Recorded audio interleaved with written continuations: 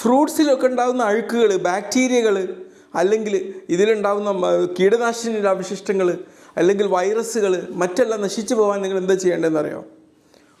കുറച്ച് ഒരു ടബ് എടുക്കുക, അതിലേക്ക് ഒരു പോർഷൻ വെളുത്ത വിനാഗിരി മിക്സ് ചെയ്യുക, അതിലേക്ക് 3 പോർഷൻ 3 ഭാഗം വെള്ളവും ചേർത്ത് മിശ്രിതം ഉണ്ടാക്കുക.